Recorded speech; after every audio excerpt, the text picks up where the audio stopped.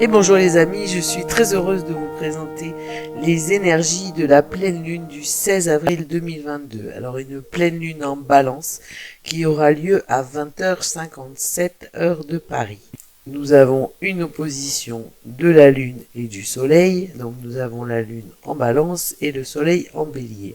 Nous allons voir un petit peu au niveau des news des planètes comment ça se passe. Alors on a quelques nombreuses et fortes planètes en poisson et aussi quelques-unes en taureau et la lune qui est un peu isolée toute seule en balance.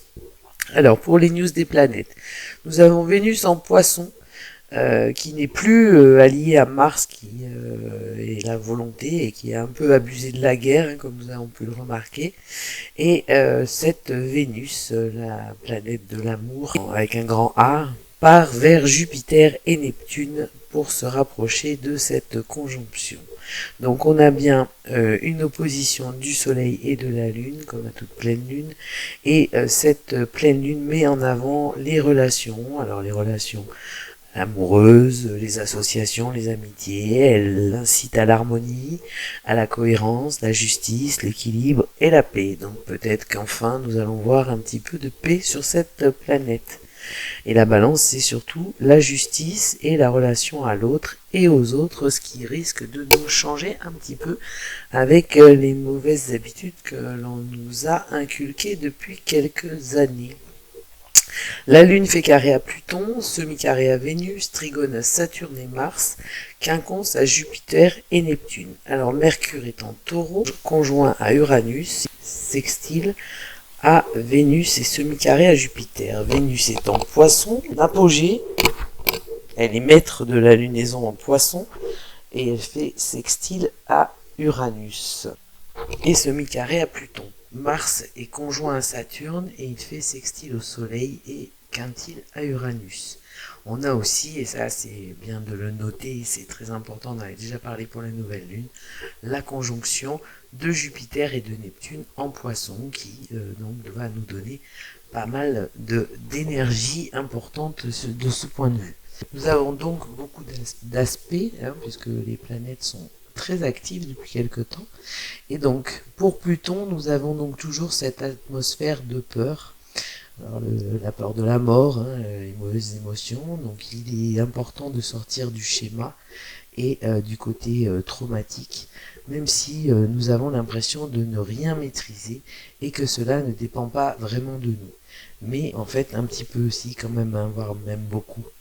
Donc il est important de vivre ces émotions, hein. On va avoir des émotions vives et radicales, des sentiments en pleine effervescence, et certainement aussi la remise en question qui peut être parfois compliquée parce qu'elle peut être douloureuse, mais il est temps de se réveiller. Il est temps de se réveiller, quelque chose est à dépasser. Donc faisons ce petit effort avec cette énergie de Pluton, passer cette peur. Pour résumer les choses. Ensuite, nous avons le trigone de la Lune avec Saturne. Donc on a des sentiments et des émotions très forts, mais ce sont des émotions et des sentiments très sincères aussi. Plus de contrôle de ceci, plus de stabilité, une nouvelle philosophie se met en place avec un peu plus de sagesse ou tout simplement un peu plus de cohérence, hein, ce qui ne peut pas nous faire de mal par les temps qui courent. Mais il ne faut surtout pas tomber dans le renoncement. Nous pouvons, chacun à notre échelle, et on a tous une échelle, ne serait-ce qu'humainement, nous pouvons tous agir et envoyer au moins, dans le cadre de mon égrégore, de mon cheval de bataille, au moins envoyer des énergies positives si on ne veut pas faire autre chose, mais ça on est tous capables de le faire. Ensuite, la Lune fait trigone à Mars, lui-même très proche de Saturne, donc on a très forte imagination et des réactions qui sont émotionnellement très très fortes, mais qui sont surtout plus concrètes. Donc la Lune fait trigone à Mars, lui-même proche de Saturne, donc on a une imagination fertile, des réactions émotionnelles plus concrètes. Mais Mars en Poisson, c'est aussi la créativité, certes, mais c'est aussi encore beaucoup de flou. La Lune, elle, est en Balance, et donc elle recherche l'harmonie, la bonne ambiance, le côté consensuel des choses. Elle est contre la violence et elle cherche surtout un équilibre. Donc du coup, on va avoir deux énergies un peu opposées, mais les sentiments peuvent être ressentis comme très forts en nous, mais il est important de les canaliser pour garder l'équilibre, et ça la Lune nous le rappellera. Mercure en Taureau, alors on a des choses beaucoup plus concrètes et pratiques. Il est aussi conjoint à Uranus et donc reste quand même original et décalé. Nous devrions voir de belles idées qui peuvent être mises en exécution, notamment dans le domaine de l'écologie, du corps, du matériel. Des choses très intéressantes qui peuvent naître en cette période, des choses très nouvelles, voire une idée de génie qui va dans l'utile et dans le beau, avec quand même pour fond la nécessité d'un bien-être et d'un confort. Donc on ne part pas dans des délires complètement inutiles à l'humain, on reste avec la logique du signe du Taureau dans des choses peut-être encore assez matérielles, voire matérialistes, mais avec quand même une idée de bien-être et de confort humain. Le sextile de la Lune à Vénus facilite la communication et la conception en lien avec le domaine du matériel, avec tout ce qui peut nous être agréable aussi. Donc on a encore une accentuation avec Vénus de la notion de bien-être. Alors effectivement, on est dans un aspect de séduction, de l'amour avec un grand A. Donc c'est une belle période pour une rencontre, pour convaincre avec charme ou faire une déclaration. Donc avis à ceux qui sont sur le point de faire ce genre de choses, notamment une belle rencontre ou une belle déclaration. Mais voilà, c'est le moment, c'est une période favorable à ce genre d'émotion et de saut en avant. Vénus en Poisson. Alors Vénus, elle est romantique, elle est compatissante, son amour est universel. Ses liens avec Uranus, donc avec les sextiles et Mercure, créent une certaine originalité, mais avec beaucoup d'amour et un esprit très bienveillant. Donc on va ressentir un besoin de communiquer, un besoin de se sentir bien, de s'exprimer, tout ça avec l'art de plaire. Mais il demeure quand même un petit peu de tension avec le semi-carré à Pluton, où donc malgré toute cette originalité et ces bons sentiments et cette bienveillance, il y aura encore un petit peu de tension qui peut se faire ressentir avec le semi-carré à Pluton, où il n'est pas non plus facile de chasser un contexte passé et on ne peut pas tout transformer d'un revers de manche. Il faut du temps et de la force, mais tous les feux sont au vert et donc on devrait aller vers des choses beaucoup plus agréables. Il reste de toute façon dans ce contexte quelque chose de secret, quelque chose d'irrésolu, qui n'a pas été nettoyé, donc peut demeurer encore des peurs, voire moins fortement des hésitations, et la Lune va permettre d'éclairer et de faire éclater ce secret. Mars en Poisson aussi, on a une énergie beaucoup plus spirituelle, on n'est plus dans l'énergie de la guerre, donc peut-être qu'on devrait trouver une solution, enfin les gouverneurs pourraient peut-être trouver une solution pour que cette guerre stupide, comme toutes les guerres, s'arrête et que les choses deviennent beaucoup plus agréables pour tout le monde et paisibles. Mars en Poisson va rendre les choses plus concrètes quand même. Et les choses mises en place en ce moment, ce sont des choses qui sont mises en place pour durer. Et dans un contexte d'idéal, d'humanisme et d'amour avec un grand A. Donc, dans cette période, on va avoir tendance, et c'est bien heureux, et ça va nous changer, à aller vers les autres, avoir besoin d'aller vers les autres, et sans oublier d'aller aussi vers soi-même. On va découvrir les notions de dévouement, d'amour, d'entraide. Ça va nous aider aussi à grandir et à nous responsabiliser. La Lune fait quintile à Uranus, encore très spirituel, les idées des hautes sphères sont décuplées. Peut-être avons-nous une aide venue d'ailleurs, je ne sais pas. Moi, j'aime à y croire et je crois que les planètes sont bien disposées pour ça. En tous les cas, l'amour des autres et l'amour de soi, le minimalisme matériel, l'harmonie, l'égalité, l'échange, la compassion, tout cela se met en place et cela, ce sera sans limite. Donc on a un confort et un bien-être qui peut naître d'une certaine sobriété. C'est la fin des dogmes, voire du délire sectaire, hein. Donc il est temps de vibrer, de recevoir et surtout d'émettre. Parce que je crois que depuis quelque temps, on a un petit peu oublié de vibrer d'abord, où on vibrait pas dans les bonnes résonances, et surtout d'émettre pour échanger. On a aussi un certain discernement qui se met en place, donc enfin un réveil collectif peut-être, pour voir que nous avons subi une sorte d'hypnose ou du fanatisme subi depuis bien fort longtemps et bien trop longtemps. Donc comme je le dis régulièrement, souriez toujours et priez pour l'amour si vous en avez envie, parce que ce sera toujours bienvenu et ça permettra d'envoyer des énergies dans le cadre de l'égrégore qui seront positifs. Si on prie pour l'amour ou qu'on vibre avec le bon esprit et dans l'esprit positif, on arrive à des choses très agréables. Voilà pour les news des planètes. Nous allons passer au symbolone et à l'oracle de la Lune. Alors, le symbolone. Nous avons l'amour avec Vénus et le taureau, et nous avons la mer. Ensuite, pour carte la déesse, l'oracle de la Lune, donc la déesse Kali, l'impulsion, la passion et la désillusion. Le sacrifice, avec une carte très très rouge, le gourou et le volcan. Bon bah écoutez, heureusement qu'il y a de l'amour et que les cartes du symbolone sont fortes, parce que avec ces cartes très très rouges et puissantes, ça risque d'être encore très chaud. Et ensuite, je vous ai tiré deux petites cartes, parce que c'est les deux qui sont sorties, avec l'as de coupe et le battleur. Bon, mais on va avoir des choses très très intéressantes. Alors, avec le symbolone, nous avons la mère ou la reine avec cette carte 25.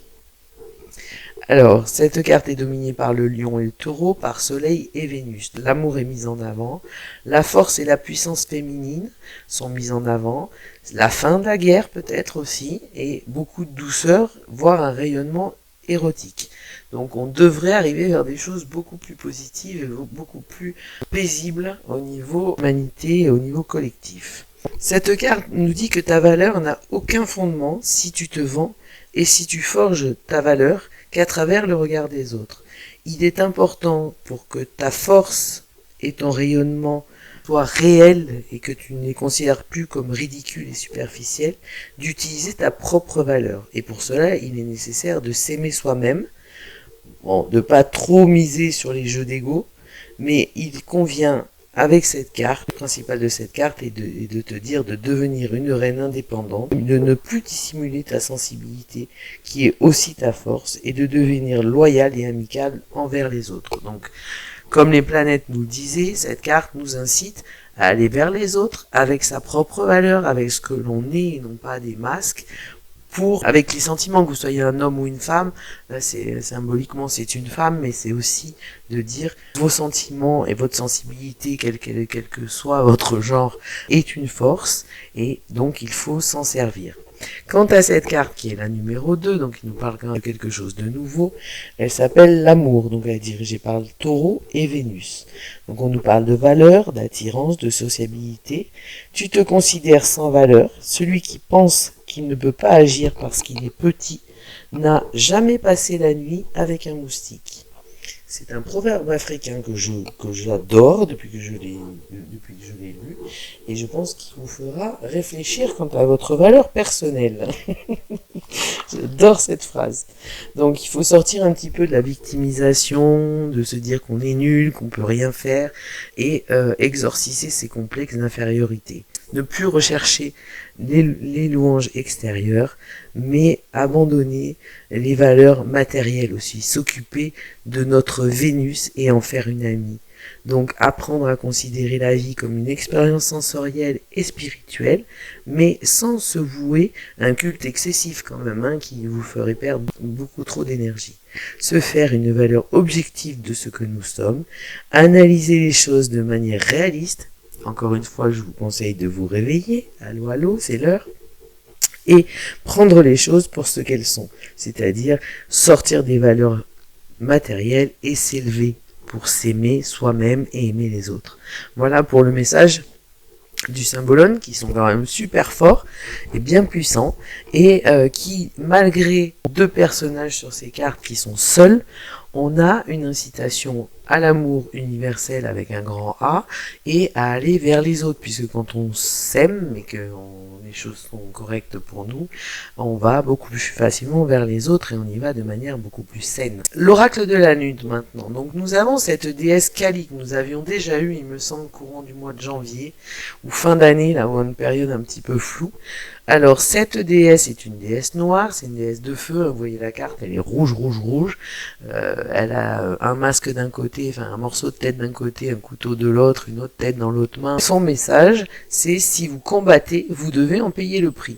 Donc Kalima n'est que l'une des nombreuses personnalités de la femme de Shiva. Cette déesse se déguisait pour effectuer sa tâche, détruire les démons qui défiaient les dieux. Sous le nom de Parvati, elle est perçue comme une belle jeune femme qui parlait d'amour et de grands sujets métaphysiques avec son époux. C'est l'horrible Kali qui combattit le chef de l'armée des démons, Raktavija. Elle le frappa plusieurs fois de ses armes puissantes, mais chaque goutte de sang qui tombait sur le sol donnait naissance à un millier de puissants géants. Pour faire cesser la création de ces monstres, Kali fut obligé de boire le sang maudit jusqu'à la défaite totale du chef des démons. Après avoir vaincu son adversaire, son euphorie fut telle qu'elle se mit à danser de joie si énergiquement que la terre trembla. Les autres dieux supplièrent son mari de lui demander d'arrêter, mais elle était tellement ivre de soin et d'excitation qu'elle piétina Shiva à mort. Elle fut désespérée quand elle découvrit le résultat de sa folie. Malgré son apparence effrayante, elle était vénérée et devint même attirante pour ses adeptes. Elle représente à la fois l'énergie créative et destructrice. Le culte de Kali est lié aux pratiques tantriques qui cherchent à contrôler notre nature sexuelle. Donc cette carte nous parle de qualité de franchise et d'aventure, du feu en Sagittaire, qui est une quête de la vérité ultime, qu'importe l'endroit ou le moyen de la trouver. Donc en fait cette carte, je pense que ce message, au regard du tirage, ce que je ressens, le message semble être pour les dirigeants du monde, puisque malgré l'opposition, il faut continuer son chemin pour réussir, mais attention, se réjouir de la défaite de l'autre, c'est aussi perdre quelque chose de cher à nos yeux. On ne peut pas trouver une solution en sortant indemne, rien de bon n'en sortira.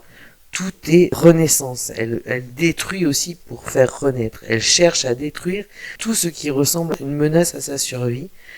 Et donc du coup on a un personnage qui est quand même très ambivalent et qui ressemble quand même à des traits de caractère de personnes connues, mais cette ressemblance est bien sûr purement fortuite. Ensuite avec les mentions, nous avons le sacrifice. De sacrifice avec le scorpion 2 fois, donc avec cette notion de mort, le scorpion qui est le signe du mois de novembre. Pluton et Neptune pour les planètes. Donc là on a des émotions extrêmes, voire le sacrifice de quelque chose ou de quelqu'un. Pour cette carte, la qualité suprême, c'est l'altruisme. Une femme nue qui n'a plus qu'une fleur à offrir, c'est sa dernière possession qu'elle offre et c'est symbolique de l'amour. Mais ne pas vouloir changer la vie à n'importe quel prix peut être complètement fou. Et là on voit bien qu'on a une carte très rouge qui ressemble à la déesse Kali et on peut en fait, si on va jusqu'au sacrifice, aller jusqu'à la folie. On a aussi notre pleine lune noire dans le fond. Donc effectivement, elle semble un peu désespérée, elle regarde vers le passé. Donc on a quand même une carte qui symbolise quelque chose de très compliqué, qui nous parle du sacrifice de quelque chose ou de quelqu'un. Alors peut-être qu'on devra sacrifier un petit peu notre petit confort. Je ne pense pas que ce soit le petit confort, je pense que c'est certains qui devraient peut-être sacrifier leur grand confort. D'autant qu'après nous avons la carte du gourou avec le numéro 27. Donc la carte du gourou, c'est soit une inspiration spirituelle très forte, soit la fuite. Voilà. Donc avec le poisson 2 fois et Neptune et la lune. Donc on parle soit d'un spiritisme profond qui va atteindre la surface totale de la planète, soit la fuite. Donc on a de toute façon la fin des dogmes. On peut avoir un rêve qui devient réalité et qui ne font plus qu'un. Voilà, avec cette carte, on a quand même quelque chose d'assez particulier. Et moi, la succession de ces 3 cartes, sacrifice, gourou, volcan, avec le numéro 1, puisque nous allons voir maintenant, avec le bélier 2 fois, Mars et le soleil, donc on a encore des choses, même si la carte est noire, on a une puissance de feu, et puis bon, le volcan, ça s'invente pas. et les cheveux, la chevelure du personnage, et qui est prêt à partir, on dirait qu'il est sur les starting blocks, est composé de flammes, plus les éclairs dans le ciel. On a vraiment quelque chose avec le 1, le bélier. On va sur un nouveau départ. Donc, si l'accession de ces 3 cartes, pour moi, parle du sacrifice d'un gourou, qui apparemment n'avait pas la bonne logique ou les bonnes clés pour faire avancer les choses et pour être reconnu de tous. La carte du volcan nous parle de conserver et de construire des ressources, création et du déclenchement d'un besoin nécessaire et indispensable d'agir, de relâcher une puissance qui ne peut plus être contenue. Donc je pense vraiment, moi, cette succession de cartes me fait penser que les gouverneux actuels risquent d'avoir quelques problèmes de stabilité et d'avoir quelques problèmes quant à leur situation actuelle. Mais seul l'avenir nous le dira. On a quand même, avec ce volcan, alors sans parler d'explosion, et on peut penser aussi à une explosion sous-jacente importante et puissante, cette carte nous parle d'impatience extrême, d'une accumulation d'énergie qui peut exploser comme un volcan. Ce qui, vu la situation actuelle et vu les contradictions et vu les délires que nous avons subis, je parle nous, quand je dis nous c'est en collectif, que ce soit en France ou ailleurs, on a eu quand même des choses un peu bizarres et je pense que là on devrait atteindre la fin, puisque le paroxysme, je pense qu'on l'a déjà atteint depuis bien longtemps. Pour ce qui est des périodes de la Lune, on a l'impulsion en feu, donc qu'attendons-nous tous, en fait, c'est ça la question. Il y a urgence à agir, aujourd'hui. L'optimisme et l'enthousiasme doivent nous emmener vers une action. Rappelez-vous que vous n'avez besoin de personne. Je vous rappelle la petite histoire du moustique. Souvenez-vous de mon petit moustique, qui peut vous pourrir la vie alors qu'il est tout petit et que a priori c'est pas l'insecte le plus puissant des animaux, ni l'animal le plus puissant, mais en même temps, passez la nuit avec lui, vous verrez comment vous allez dormir. Bref, plaisanterie mise à part, voilà, donc on a tous quelque chose à faire et on peut tous faire quelque chose. C'est juste une question de volonté et effectivement d'optimisme et d'enthousiasme, et si on s'y met, on va y arriver. Ensuite, nous avons la passion. Alors nous avons 2 cartes d'eau, la passion et la désillusion. La passion, en eau, on a une notion de nettoyage. Donc le résultat de ce qui nous préoccupe aujourd'hui devient concret avec la passion. On a un besoin très fort de mener à bien ce que nous avons commencé. Donc il est important de poursuivre et de ne pas se laisser aller. La passion devient envahissante, donc du coup la volonté est accrue et l'optimisme et l'enthousiasme sont là. Ensuite, la désillusion nous parle aussi de nettoyage nécessaire et indispensable avec la logique et l'analogie de l'eau. Et nous parle aussi d'une situation émotionnelle difficile, mais qui touche à sa fin. Quelque chose de bon va sortir de cette fin. Il va juste être nécessaire de s'habituer à la nouvelle liberté, à la nouvelle communication avec l'autre, et peut-être à de nouvelles façons de penser avec la fin des dogmes, la fin de l'aspect sectaire, séparatiste, enfin tous les adjectifs qu'on peut appliquer. Et donc on va avoir vraiment une période qui risque d'être surprenante, mouvementée, qui de toute façon est dirigée par l'amour, puisque avec ces 2 cartes, l'amour de soi, mais aussi à travers notre regard vers les autres, et surtout la reine, la femme par excellence, oui, j'avais pas vu, c'est la première fois que je le vois, elle a la pomme. Alors d'Ève ou de Blanche-Neige, mais bon, c'est pas une sorcière, c'est une reine. Vous voyez ça, la pomme dans sa main, j'ai jamais vu qu'elle avait la pomme. Voilà. Et pour couronner tout ça, parce que comme il y avait quand même des énergies, comme dans les news des planètes, et c'est normal, un peu contradictoire, et qui nous parlait d'amour, mais en même temps de choses très violentes, de feu et autres, mais on peut aussi aimer beaucoup, si vous prenez ce tirage à titre personnel. J'ai tiré 2 cartes du tarot. Alors nous avons l'As de coupe, qui nous parle de renouveau amoureux, qui est la carte 1, et puis les coupes, c'est tout ce qui est émotion, sentiment, et des choses jolies et agréables, et qui nous promet un bel avenir, et le battleur. Donc c'est avec ces 2 cartes-là qui ont sauté du paquet claquer au bout de, de 2 ou 3 brassages. Nous n'avons pas un avenir et des choses nouvelles qui naissent. Je revends tous mes jeux de tarot, quoi. Non, je plaisante, mais voilà. On a encore une période un peu compliquée qui peut être compliquée au niveau des émotions, compliquée au niveau des sentiments, compliquée au niveau de la logique. Mais a priori, la logique, et à travers Vénus qui a vraiment pris sa place en Poisson et qui rejoint des planètes importantes, l'alliance de ces planètes, quelque part, en Mars avec son petit guerre, ses petites guéguerres là, c'est plus ça qui est important. C'est l'amour, c'est l'union des uns des autres, c'est le collectif, enfin voilà, c'est des choses, le bien-être, et puis peut-être une spiritualité autre, mais une spiritualité bien plus haute, hein, parce qu'on était tombé bien bas. Donc voilà pour les énergies de cette pleine lune, qui risque d'être encore une période mouvementée, hein, je vous le cache pas, hein, et puis on voit bien, rien que dans les couleurs des cartes et dans leurs messages qui sont parfois contradictoires, mais on sent quand même la fin de quelque chose. Puis je vous dis, sacrifice, gourou, volcan, pour moi, je sens quelque chose qui, à mon avis, peut être positif. Et enfin, pour le bien de tous, n'oubliez pas de sourire, parce que même si vous êtes désespéré, si vous êtes dégoûté, si vous n'avez pas envie, un petit sourire, ça vous coûte pas grand chose, ça peut rapporter beaucoup, parce que vous pouvez recevoir un sourire de la personne qui est en face de vous, même si elle faisait la gueule, même si elle sourit, elle fera plus la gueule, enfin bon voilà, ça peut être super sympa. Moi je revendique le sourire, je veux distribuer des sourires, et alors vous me direz c'est peut-être naïf, mais enfin moi je vous donne un seul conseil. Oubliez tout, détendez-vous et souriez, et surtout quand vous êtes face aux gens que vous rencontrez, que vous êtes dans la rue où tout le monde tire la gueule, la plupart on dirait des morts vivants, en ce moment c'est dramatique, mais un petit sourire ça peut détendre, voilà, et puis c'est toujours très agréable. Je vous souhaite une très très belle pleine lune, je vous remercie pour vos abonnements, pour vos likes et pour vos commentaires et pour vos partages.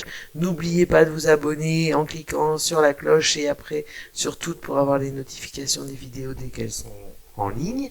Et je vous rappelle que tous les dimanches ou lundis, je fais les énergies de la semaine, mais en short. Donc il n'y a pas de notification a priori, d'après ce que j'ai compris et remarqué. Donc n'hésitez pas le dimanche ou le lundi à venir sur la chaîne et à regarder. De toute façon vous avez le petit point sur le cycle de la chaîne qui apparaît quand il y a une nouvelle vidéo, y compris le short. Il n'y a pas forcément la notification, ou alors il faut que je regarde au niveau des paramétrages, mais n'hésitez pas à venir le dimanche ou le lundi sur la chaîne pour voir le short. Ça dure 15 secondes, et interprétation du tirage et en description. Voilà, je vous souhaite une très très belle pleine lune, je vous souhaite une belle journée ou une belle nuit si vous m'écoutez la nuit, et je vous dis à très vite. Au revoir.